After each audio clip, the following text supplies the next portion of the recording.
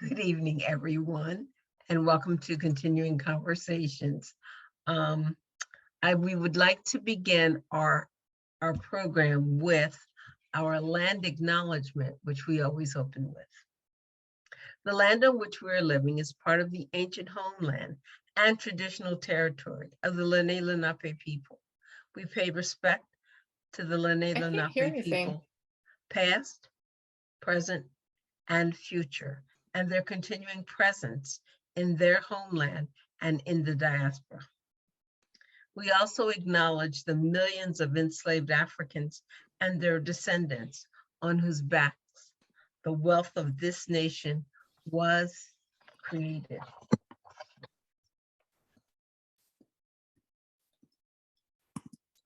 Not in Our Town mission statement.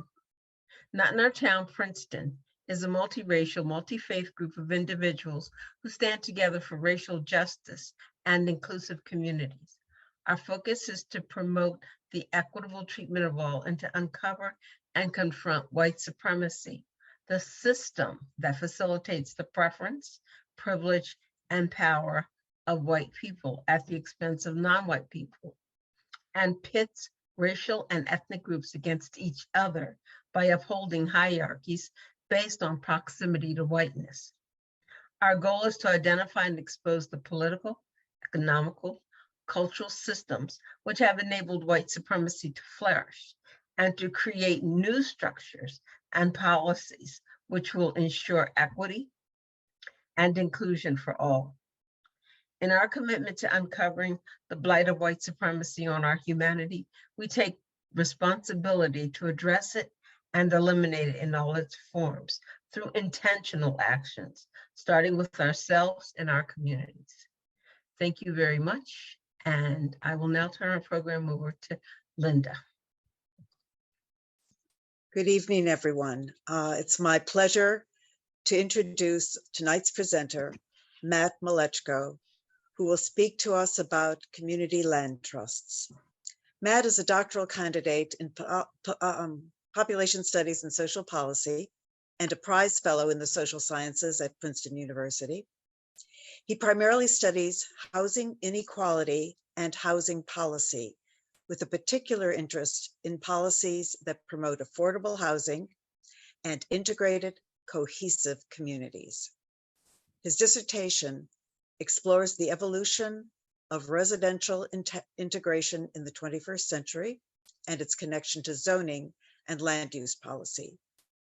Matt is also a graduate student researcher with the Evictions Lab. Prior to his graduate studies, he spent 3 years as a health policy research assistant at Mathematica in Ann Arbor, Michigan.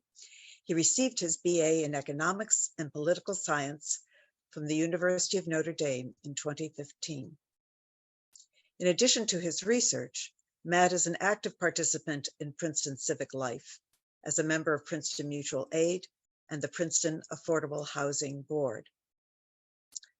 In response to decades of rising housing costs and a declining Black share of the population, Matt has authored a petition calling upon the university to donate the 36 acres known to many as the Butler Tract for affordable housing development. Tonight, we have the opportunity to hear from the petition author, talk about and hopefully demonstrate support for this proposal.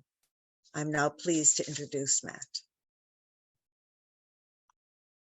Thank you very much, Linda. I appreciate that kind introduction, and I want to thank Not in Our Town and the Princeton Public Library for hosting this and hosting me, and to all of you for being here. I have a presentation that'll last about 30 minutes or so, and then we'll have time for discussion questions. I'll go ahead and say if anyone wants to stop me at any point and has questions, I welcome that. So I guess I can go ahead and share my screen now. Okay, so could someone give me a verbal confirmation or thumbs up that you can see the slides? Yep. Okay. Good to go, Matt. Thank you. So Linda did a very good job of giving an overview of what this will be about. Before I get going, I would like to say that this proposal and presentation is informed in some part by my research on this topic and as someone who lives and breathes this, but I think more importantly, it's informed by the lived experiences and histories that I've been fortunate enough to learn in the time I've lived in Princeton. Some of those folks are reflected in the audience today, others, and there are others, but I guess I say that to mean that this is a proposal and a topic that's very much rooted in the community. And I think it'd be appropriate to think of me as a messenger of, and amplifier of voices and perspectives that have come before me. So to start it off, it's probably no surprise to many of us participating in this tonight that housing in Princeton is really, really unaffordable and in some respects getting worse. So by the most recent estimates, the median house price in Princeton is over $1 million today. And median rents are pushing $2,000 a month if they're not already over that at this point. And as someone who sits in the Affordable Housing Board, I can tell you that there are thousands of applicants waiting for affordable housing in town, and that number is only growing more and more month by month. And what's particularly sobering is this doesn't even capture the many households who would move here who aren't even on those waiting lists and don't even consider Princeton a realistic option for a place they can live, given these dramatic housing costs. And there are a lot of negative equity implications because of this. And these are very, very long-standing negative equity implications.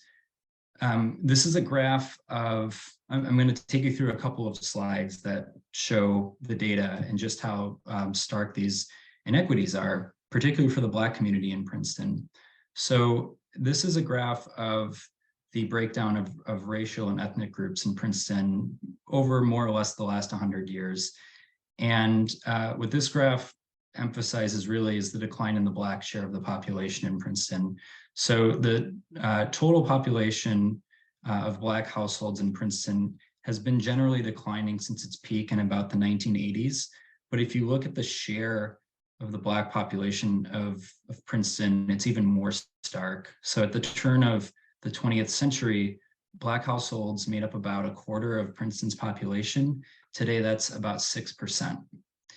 And this graph goes to show that the municipality has grown over the years, but it has increasingly not been, the Black population share has not kept pace with the municipality. And there's a lot of evidence to suggest that rising housing costs and long-time racial discrimination is a key culprit in that trend.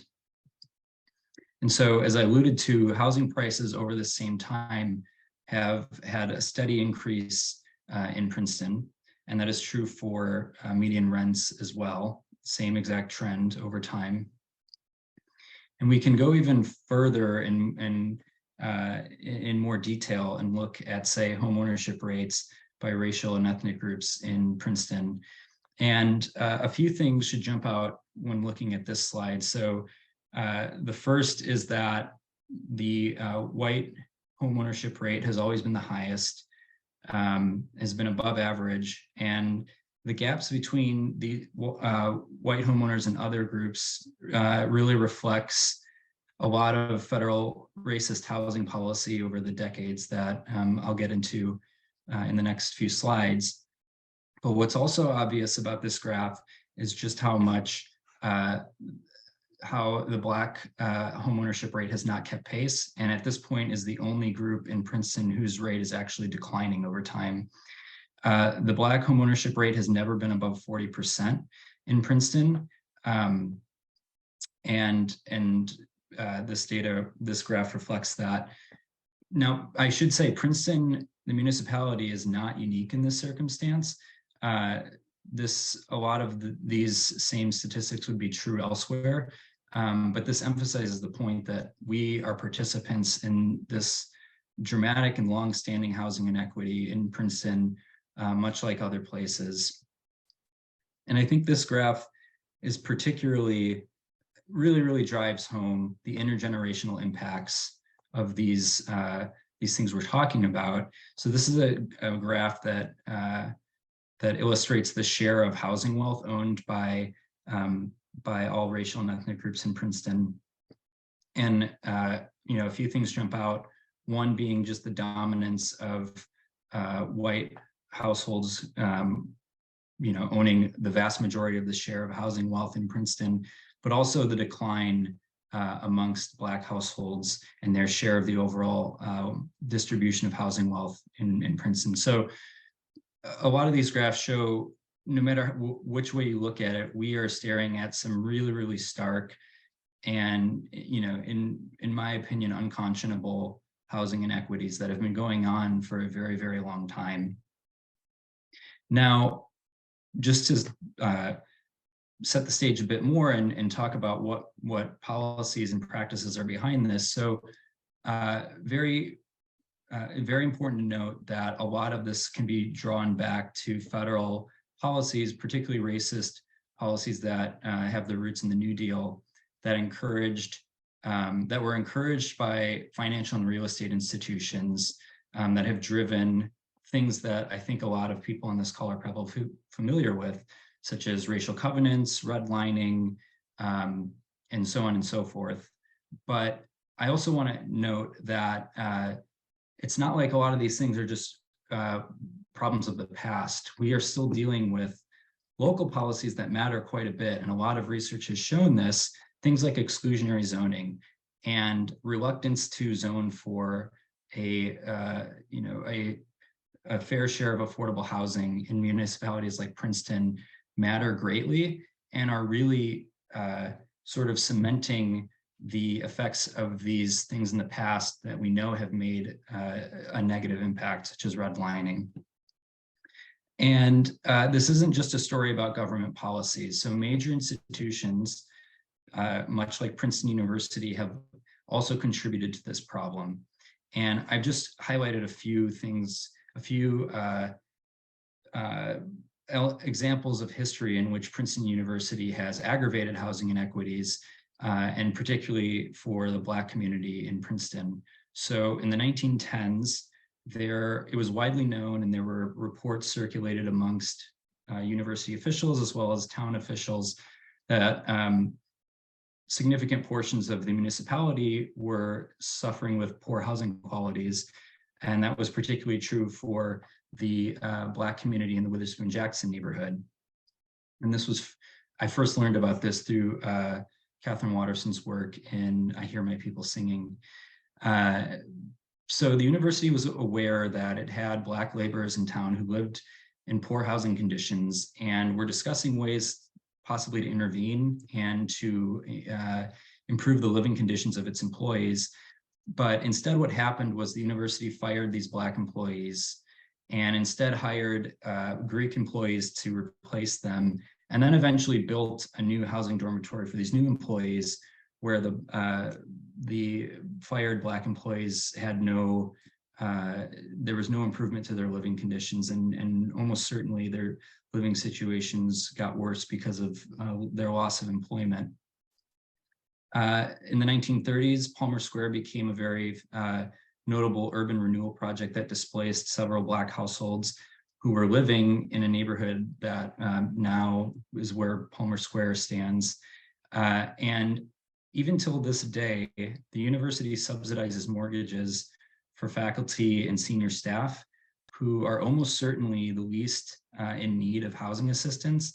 And there's little to nothing done for employees who are struggling with housing costs and either living in affordable housing in town or just not able to live in town at all because of their wages. And if you think about, you can look at the data of the racial and ethnic breakdown of employees who would benefit from this generous mortgage support based on data that's publicly available via the university.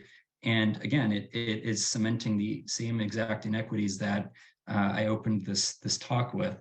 So, you know, in another sense, the university today is running essentially a community land trust and if you want to call it that, a socialized housing system for its faculty and highest paid staff, and doing next to nothing for its lowest paid employees. So this, what really informs this proposal is, if we really take seriously the idea and just how systematic and coordinated efforts were to create this amount of housing injustice we see today, and to keep Black households from home ownership and being able to live in prosperous communities, then we need to grapple seriously with just how systematic and coordinated and intentional policies are going to need to be to undo them. In other words, if we really want to fix this problem, we have to be bold, and we have to be imaginative, and reject the status quo. And so that's going to have to involve, it's an all hands on deck approach, and this has to involve major institutions such as Princeton University. And I do also want to recognize the times at which this university has either appreciated that notion or been on the right side of history. So if you look at records dating back to, say, the 1960s, it was a stalwart supporter of Princeton community housing, which is now, I think, the largest provider of affordable housing in town, and does great work. Princeton University was vocal in its support for that group in local meetings. It even gave and pledged financial support to some of those early developments. So that's notable. Princeton University previously explored developing 1,500 units of low and moderate income housing in the municipality, and that was in the 1970s. 1,500 units of low and moderate income housing in Princeton today would be dramatic. It's hard to overstate just how ambitious that plan was. And these were not, just offhand comments at a board meeting. They had consultants working on this. This was a serious plan that unfortunately ultimately never happened. And the university has and continues to sell and donate land for affordable housing to help the municipality with meeting its fair share housing obligations. So I do want to recognize that there are examples in time of the university taking seriously its role to be a partner in this. But the point of this is that we need to do more, and we need to do it with a sense of urgency. So to that end, I'm focusing specifically on a plot of land that's called the Butler Track. And for those of you who aren't familiar with it, this is an aerial map of the municipality.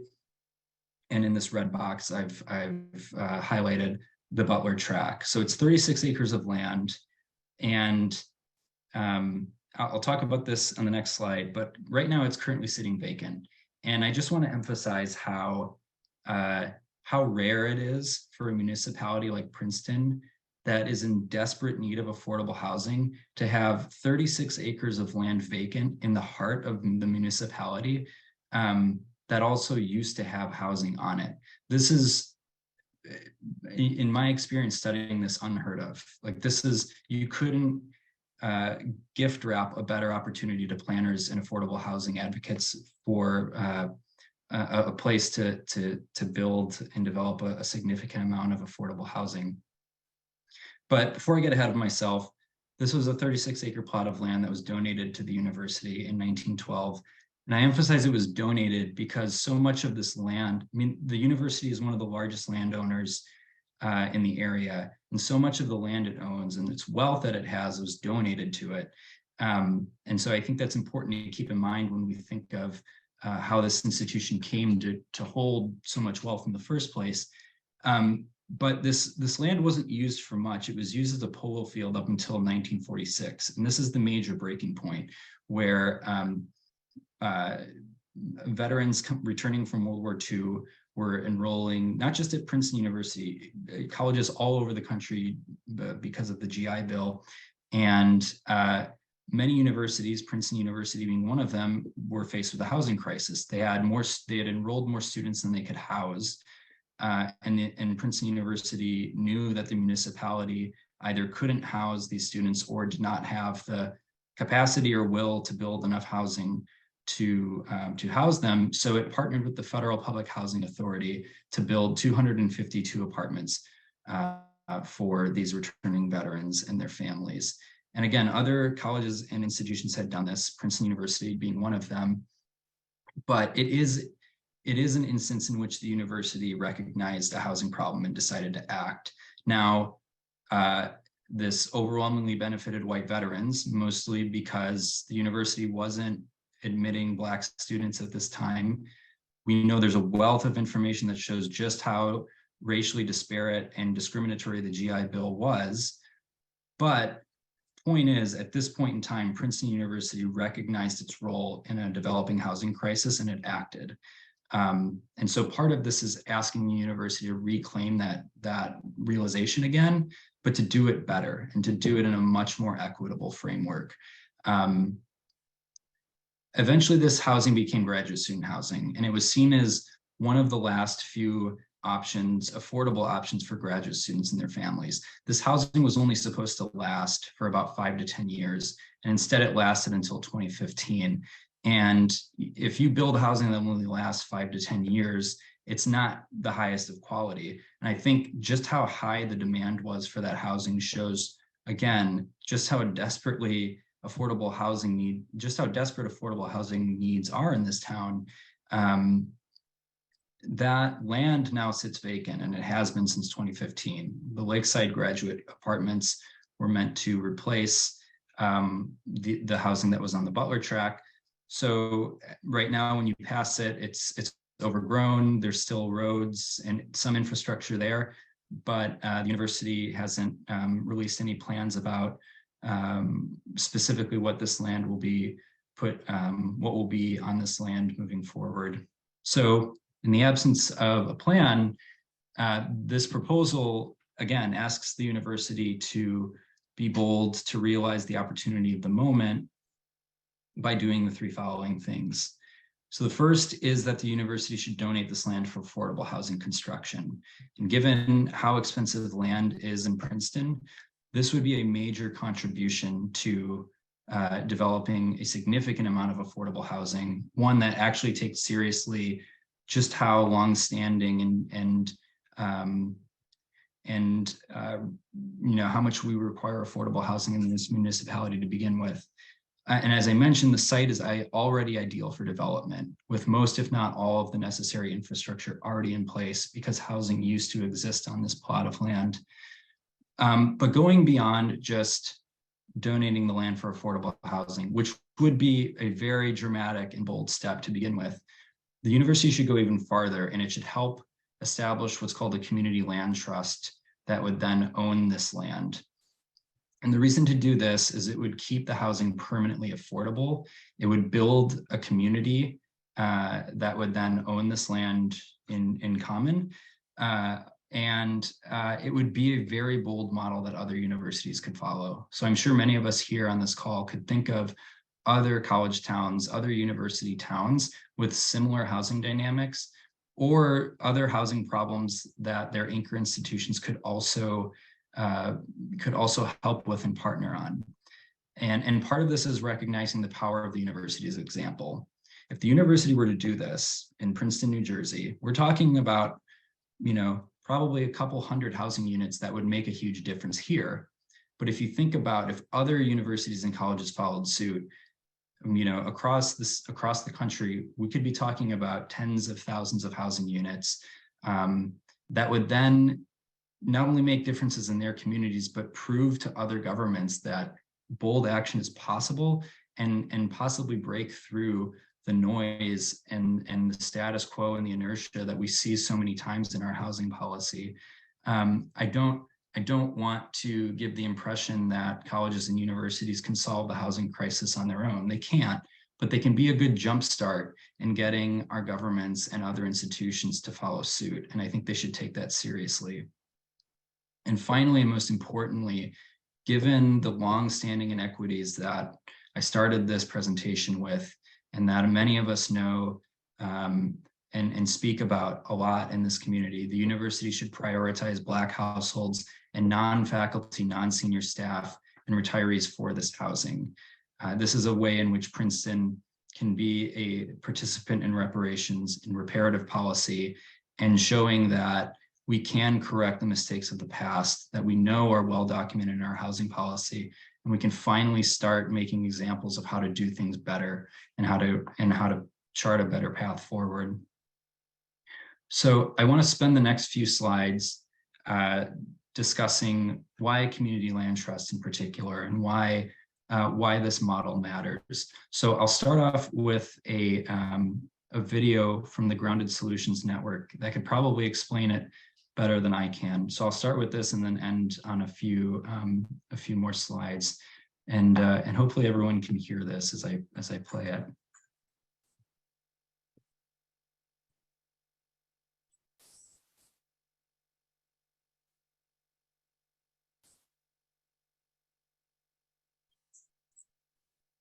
Not getting any sound. Okay. Try. There's a reason for it. I just can't remember why. Do you have the link? I do. Yeah, I can. The next few slides will go over the content of the video. So what I'll do is I'll do that, and I'll share the link to the video when I'm done speaking. There is a button down at the bottom that you're supposed to check to enhance by sound. Would it be? When you share the video, Matt, it'll say optimize video for sound or something. So maybe close the link, try to go again and see if it shows optimize for sound. Okay. Thank you everyone for your patience and for the input on how to fix this.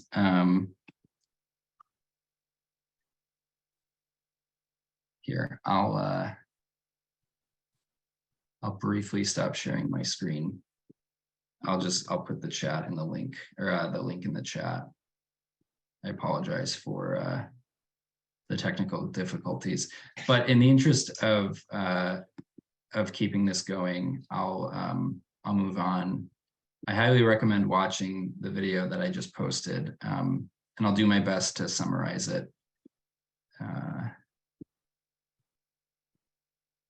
Okay, so a community land trust is a form of shared equity housing. And what that means is that land is owned in common, but also individual members of the land trust don't own plots of land. They own physical structures. And the community group, the nonprofit group that constitutes the community land trust, owns the land. Now, that's important, one, just because the land is owned by a community group, not homeowners, landlords, or investors. And it's explicitly for the purpose of building housing in community. So because of this, housing is held off the speculative market. And there's a pay it forward model that ensures long-term affordability. So if all of us in this call were a community land trust, we're all members of a group, and let's say I qualify to be a part of the group, I get access to a home that's priced well below market rate because the community owns the land and has the financial means to keep the housing affordable. So the benefit to me is I get access, and maybe a homeowner now where this opportunity didn't exist in Princeton anymore. Before, I only had access to $1 million homes. Now I have a home priced well below that average, which gives me a chance to enter into the community and be a homeowner. Now, let's say in 5 or 10 years, I move to another community. When I sell this house, given the arrangements of the community land trust, I get to earn some of the equity that happened when the house appreciated. But because it's off the speculative market, this house isn't going to appreciate as much as it would another home on the market in Princeton. I still earn some equity, but because the house price stays relatively stable, another family or individual or group who wants to be a part of this community land trust now has access to, again, an affordable home that I benefited from. And so in that sense, I'm paying it forward for the next household or family to come and enjoy the same access to stable housing and community as I did. And this is a very, very different way of housing than we typically have in this country. as I mentioned, or as I note here on this slide, this still allows for land trust members to build some sort of wealth, but it prevents the sort of speculation and using housing prices as means of exclusion and keeping people out of community. And I think importantly, it emphasizes housing and stable community as a human right. It's emphasizing the use value of housing and not just, and really, I think, de-emphasizing the exchange value or using housing as an investment or a means to hoard wealth. And in the examples I gave, I was talking about homeowners, but CLTs community land trusts can be adapted to local contexts, and they have very flexible features. So community land trusts can include rental opportunities. They can include things like co-housing. A lot of these arrangements are flexible and determined by the community. And so this is, again, an example of an explicitly democratically run community that gets to make decisions, amongst members in the group. So it sounds like a great idea. Why aren't they more common? I think by the latest numbers I've seen, there's one community land trust in New Jersey. And if I'm not mistaken, it's in Montclair. So for a state the size of New Jersey, one community land trust is a pretty small number. Well, for one, the financing is very difficult. So not only do lenders and financiers not quite understand community land trust yet, but just getting the upfront capital to acquire housing or land is very, very difficult for nonprofit groups. This is why the donation of land is so critical to this proposal. Something like that now makes a nonprofit group very viable and an arrangement like this feasible. There's also limited technical capacity. So community land trusts are still fairly unfamiliar to a lot of people, and it takes a lot of expertise to get these things off the ground. Luckily, this municipality has a very close example to a community land trust in the affordable homeownership program it runs. So everything I described about a community land trust is already in place in Princeton at a very small level. The municipality does own a few ownership properties where a family has access to a house priced below the market and an agreed upon price. And then there are agreements as to how much equity the home, the family or household earns. And when the house turns over, again, it's at an affordable price for the next household or family. And, there are some differences between that and a community land trust, but there's a lot to learn already within this municipality is my point there. And on this final point, housing policy inertia, I think there's just, we're so used to doing housing in a certain way in this country, and it's been failing us so dramatically. It's time for some new ideas. And I think part of that just requires, rethinking what are our goals? Is the goal for housing to be a means for investment and for hoarding wealth, or do we really take seriously our need and moral obligation to house everyone in this country and to undo the problems and inequities created by policies of the past? I think it does take a concerted effort to move in the direction of improving and building justice. I want to also give the audience some examples of community land trusts that are well known. So the Dudley Street Neighbors is an example of one in the historically Black community of Roxbury in Boston. And this community land trust is part of the larger Dudley Street initiative that exists. And they do great work. And one thing I really like, if you visit their website, on one of their pages, you'll see one of their, I think it's an unofficial slogan of theirs, it's called Development Without Displacement. And I love that because it emphasizes that we can do things that are critically necessary, building affordable housing and revitalizing communities without the displacement that has come with that. There are sort of divergent conversations happening in housing policy spheres right now, where there are groups who really recognize the need to build housing and a lot of it. And then there are groups that recognize displacement pressures and possibilities of gentrification. And both of those communities are speaking to truths, but they're oftentimes not speaking together. And community land trusts are one example in which, it is an example of development without displacement. And it is a way of bridging these coalitions that we are going to need to really achieve housing justice in our communities. The Champlain Housing Trust is another one that I wanted to highlight. It's in Burlington, Vermont, which I believe has the largest concentration of community land trusts in the country. This housing trust was the first to be spearheaded by a municipality. And if I'm not mistaken, Bernie Sanders, when he was mayor of Burlington, Vermont, had a major role in the establishment of this land trust. There's a wealth of information about community land trusts, more than I've gone into in the following resources. Grounded Solutions Network is the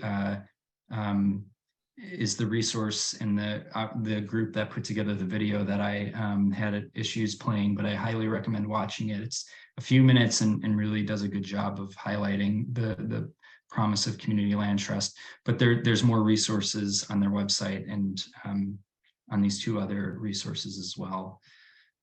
So I think I'm running low on time. So this is my last slide, and I will just take the time here to emphasize ways to engage further with this proposal and petition. So here I have the link to the proposal in detail in the Daily Princetonian. There's also a sign-on petition in support of this effort. We're past 250 signatures and counting. And so if anything I've said is convincing or something you want to support, I highly encourage you to sign the petition, and I'm grateful in advance for anyone who is willing to do that. And then, of course, you can feel free to contact me if you want to discuss more. Members of Princeton Mutual Aid are also very supportive of this, and it's one of our key priorities in moving this forward. So I don't want to give the sense that it's just me working on this alone. There's a concerted group of community members who care deeply about this as well. So I'll end with that. But again, I want to emphasize my gratitude for everyone here for listening and engaging, and of course to Not in Our Town and Princeton Public Library for hosting this. So thanks very much, everybody. Thank you.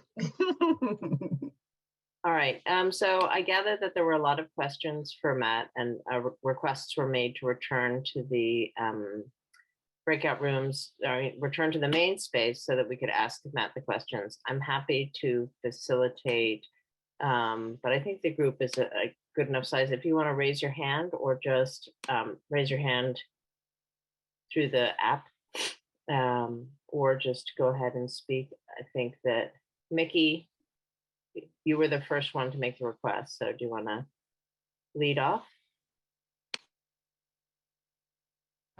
I was making the request for.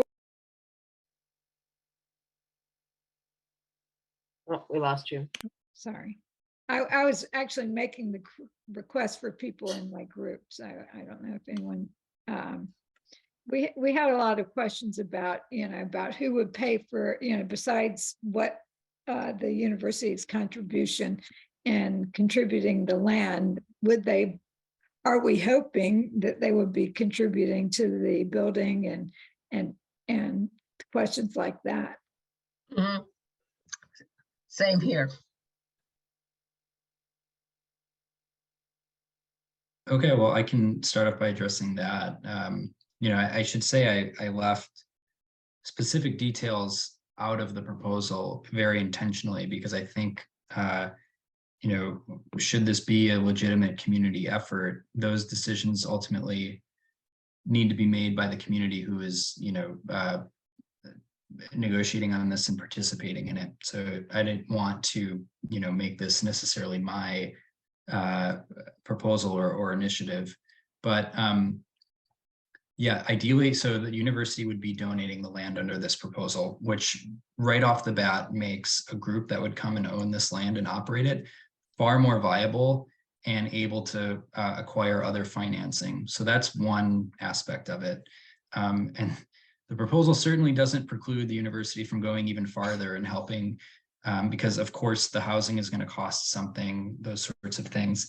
But it's also worth recognizing the other ways in which the university can lend its resources. And this is an idea that's come from others, and I don't want to take credit for this. So think of the architects, students and faculty that work at the university that could have some impact on this and some participation in this. Think of all of the curricula that would interact with the type of problem that this is trying to solve. The university could truly make this a really integrated community effort where the entire university community is coming together with the town to address an issue in a really intentional and community-driven way. So I think, yeah, there's a lot of ways that the university could donate to this beyond just financially. Okay, that makes sense. Okay. Albert, do you want to go next? Actually, Mary Sue wants to Yeah. speak. We were talking about how so many of the housing projects that go up now have an affordable housing quotient in them, and that the concept is that the more expensive units in the development help underwrite the cost of the lower ones. So in a community land trust, if the land isn't donated, is that like the primary thing that has to happen to make it possible? Because there's no other funding source of the more expensive units underwriting the others. Is it actually the donation of land that really makes it viable? In a context like this, it almost certainly would be. It's my impression that community land trusts are more common in areas that are trying to revitalize and actually trying to increase property values. And it's a way to maintain stable diversity and access to homeownership before gentrification comes in. Because once a place is already super expensive, it's really hard to acquire the resources necessary to then gain housing. So community land trust to the Princeton context is not common. But to your point, land donations, institutions chipping in and helping financially can make these viable and certainly applicable to our situation. And as I went over, we are a municipality and community that is really struggling from housing displacement and runaway housing costs. So I think it would, behoove us to think of ways to make this possible. Thank you. Thanks. Mia?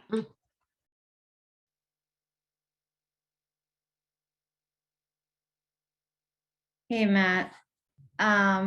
So you know that I love this idea.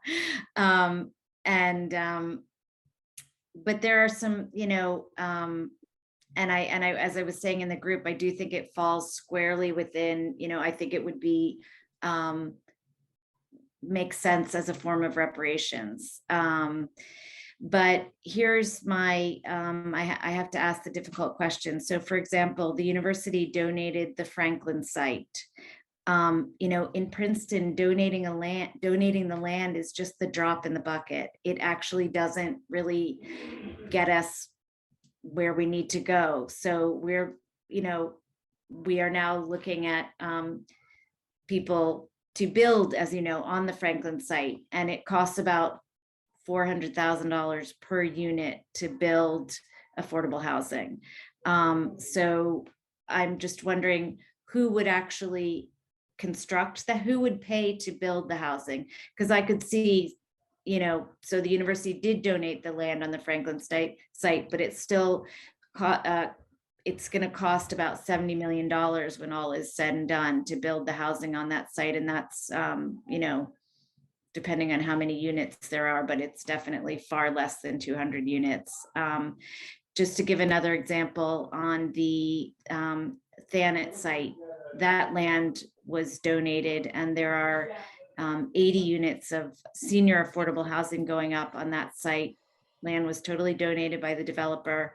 The town is paying for those units to be built to the tune of millions and millions of dollars. So that is taxpayer money that is going to build those units, which, as I, the point I made in our group was that raises the overall tax burden on the entire community, which then pushes out many of the people who have already been pushed out, and sort of continues that trend that we are trying to reverse through doing something like a community land trust.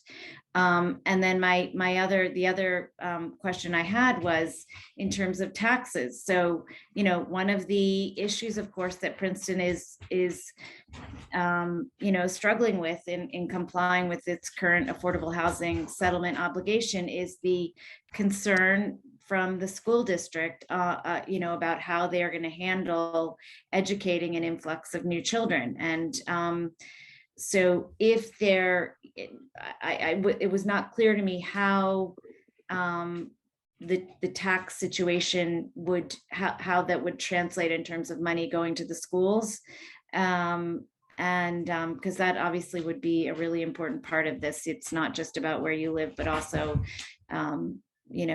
the ability to educate your children. And so those are two big questions I had. Thanks, Mia. I'll do my best to answer those, and my answers may be insufficient, but it's what I have at this point. So your point taken that land donations, as much as they help, are only a part of the puzzle.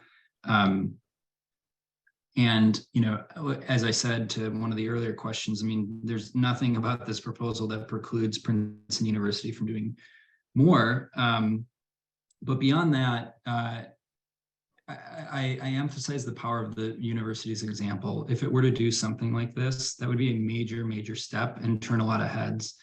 And I'd like to believe that the university could also, for an initiative like this, put together the financial partnerships that would help then finance the costs. And I'd imagine there'd be cost savings to find, whether that be, having students or architects be a part of the planning process and being able to do pro bono work or things like that. I mean, certainly I'm not a housing finance expert, and there's a lot of pieces to this that I haven't thought through, but I also don't think it's impossible, particularly if the university really wanted to put its mind to this and solve the problem.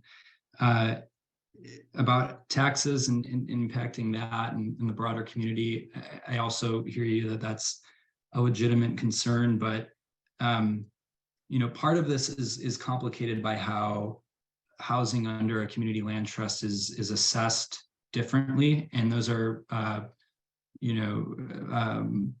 specific details that I can't necessarily speak to. But I will make the broader point that ideally the resulting housing would be multifamily housing, certainly not single family only. And I think we get really wrapped up in this conversation of multifamily housing, impacting schools and driving up school enrollments. One, I think that's not necessarily empirically true. I think single family housing is actually, a driver more of school enrollments. But even beyond that point, if it's incumbent on us as a community to figure out Princeton is a place that should be growing and should be allowing more opportunity for more families. And we need to figure out ways to do that. And I have to imagine there are ways to finance that, whether that's expanding schools. If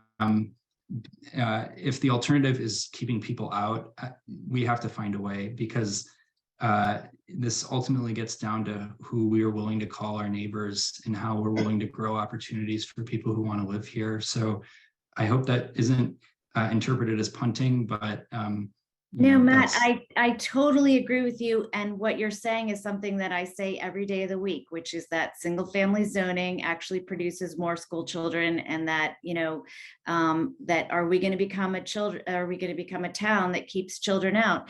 But I think both of what you've said are just sort of confirmed my sense. I would not want people to go away from this presentation feeling that the only ask here is for the university to donate some land. There is a much bigger ask here. They would need to be involved with the construction of the housing there and potentially the maintenance, like there's a larger ask here, I think, on the table in order of the university, realistically speaking, in order for this to work. And secondly, there needs to be a dialogue with our school board because, you know, I couldn't agree with you more, but the way the state of New Jersey has set it up is that municipalities have a constitutional obligation to provide affordable housing, and school districts have a constitutional obligation to educate every child brought in by that housing. And our school board makes clear to us on a daily basis how concerned they are about that. And, you know, I think it's incumbent upon the community, if they agree that we should be genuinely welcoming to all children and we're willing to figure out ways to educate them, that needs to also be communicated to the school board. So anyway, but I completely agree with both of what you said, and thank you. Thank you both. And I just want to note for the people in the audience who may or may not know, the speaker was a council person for the town, so she's speaking from experience. Mr. Shu?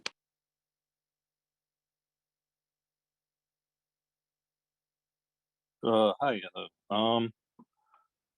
Yeah. You know, some of the questions I had was already asked, but I did have a question here. So, like, I mean, some people have talked about this, and I think like part of your presentation also tried to drive home the point that this is a matter of like reparation, right? So yeah, like, I mean, asking Princeton University for something appealing to its, we'll call it like better angels, it does beg the question that, do you think that in the past, when the university advocated for like affordable housing, it was kind of like in self-interest? Because I don't have a very good impression of the university when it comes to the matter of social justice, especially in the wake of the Black Lives Matter uprising of close to a decade. There have been organizing on university campus, and it basically did like some really strange signaling, like that behemoth statue in front of the fountain. Everyone knows what I'm talking about. And remove Woodrow Wilson's name from the School of Public Affairs. So yeah, I'm just like putting that out there because like I feel like I would put trust in the community to make decisions of the land if we can get the donation of land. But I don't know if that was that was a good question, but I guess I'm just kind of seeing like what's your take on? Yeah, thanks for the question. I think certainly one of the appeals is just asking Princeton to do the right thing here, the university. But I've made the point, not necessarily tonight, but elsewhere, that there are other ways that the university benefits from this too. One, from just this town being vibrant and continuing to have a diversity of all kinds that we can think of that have a place to call home here. But also, I mean, to your point, the university has very recently unveiled an institutional effort to address systemic racism in any way it can. This is certainly consistent with that. The university, I think, is taking very seriously its effort to reduce climate emissions. If we really want to do that, one of the best things it could do would be to build workforce housing for folks who have no choice but to drive miles and miles away and commuting every single day to get here, particularly for folks who would otherwise live here. So there are multiplier effects to this proposal that I think the university would benefit from or would be consistent with initiatives it's already undertaken. Thanks, Matt. Alicia Spitz. Hi, hi, Matt. Thanks so much. I'm asking a question as a private citizen and not as any of my other capacities or hats that I wear in town. Specifically, it sounds like the Community Land Trust would not have any market rate. It would only be some level of affordability, and I'm assuming tiered, but how do you prevent something like this from becoming segregated housing in 2022? Sure. Yeah, it's a great question, Felicia. Thanks. And this isn't explicit at any point in the proposal, but I don't think there's any. Again, like I said, a lot of the details I leave out intentionally because I think the community to take this up would have to make those decisions for itself. But I don't think there's any part of this that is incongruent with having a diversity of incomes and having this be a mixed income community. There's a lot of research that suggests we should be moving in that direction and promoting more of that. And there are 36 acres of land here, a lot of housing to be built.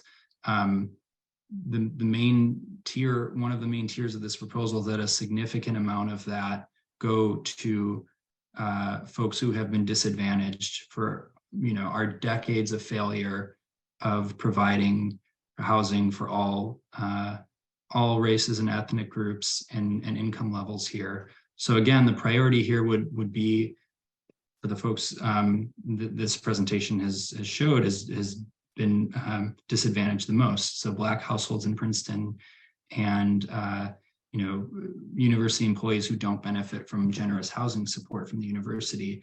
But that doesn't preclude, I think, an integrated approach to this. I think in a lot of ways that would be welcomed. And again, those would have to be details to be decided upon by a community who wants to take this up, a constellation of folks in the town who think this is a good idea. But I think hopefully that answers your question, but I think it touches on a really important point. Thank you, Matt. As we're coming up to time, I'd like to give Councilman Newland the last question. Thank you, Kim, and thank you, Matt, and thank you all for being here.